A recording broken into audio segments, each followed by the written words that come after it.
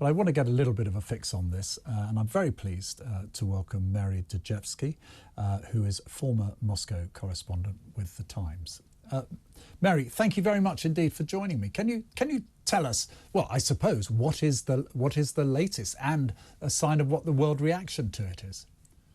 Well, I think, you know, the world reaction has been sort of echoing Lord Cameron's complete horror, practically from everywhere. And really, I think the big question that everybody's asking is why, and obviously who's done it, because the obvious first reaction is to say Russia is at war with Ukraine. It invaded Ukraine. Surely this has something to do with Ukraine. But the first indication and the first reports, including a US response, were that this was a terrorist attack mounted by a branch or an affiliate of Islamic State, which took us back a very, very long way. You know, this sounds almost like ancient history now. But that's also strange, because it seems to me, at least, that Islamic State doesn't really have a particular beef with Russia at the moment. There doesn't seem any reason why it should have selected Moscow as its target, not right now. So those are the two things that you're really looking at, and neither of them really makes sense. So I suppose what you're saying there is we can't necessarily have confidence in the claim that is purported to be made by Islamic State. It was Islamic State who this out. How will they be able to tell?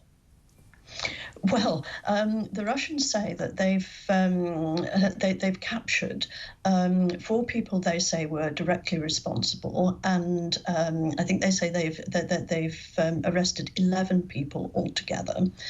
And they have a take on this, which says that they were fleeing by car, the 4 that they say were the perpetrators, in the direction of Ukraine.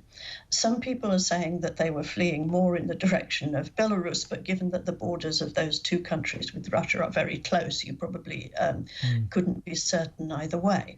But, you know, that introduces a sort of Ukraine connection. Which suits Russia, presumably. Which suits Russia very well.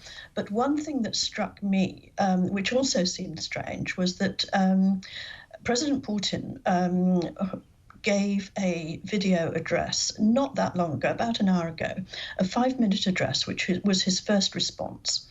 And, you know, you might have expected somebody like Putin in his position, with this just happened on the edge of Moscow, with that many people killed, that he might have gone all guns blazing in to blame Ukraine. And that wasn't the tenor of his address. A lot of it was, you know, it was in sorrow as much in anger. But he also only alluded to Ukraine in the sense that he talked about the individuals that had been arrested and seemed to be fleeing in the direction of Ukraine. But the references to Ukraine were more oblique than direct.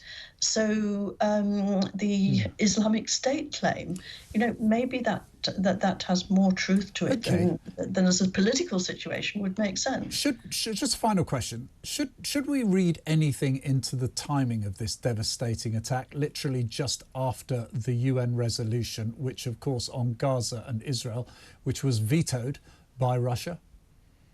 Well, I mean, that's another angle on this, which of course you could say maybe could be made to make sense.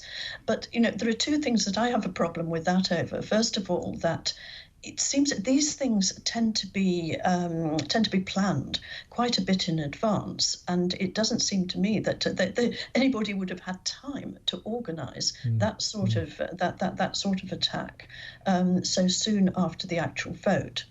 And the other thing is that although Russia and China vetoed that resolution, the resolution was not nearly as it's been reported here and in other places as though it was a resolution calling for an immediate ceasefire, which of course would be an absolute diametric turn by the Americans supporting that resolution. But the resolution itself was much more complicated, and it was not about supporting an immediate ceasefire. And it's not true to say that that is what Russia and China were vetoing. So that I'm not entirely sure that. I suppose I'm going down the one thing I'm trying to avoid doing, which is going down potential conspiracy theories here. But listen, Mary, thank you very much indeed for joining us. Former Moscow correspondent with The Times, Mary Dejevsky.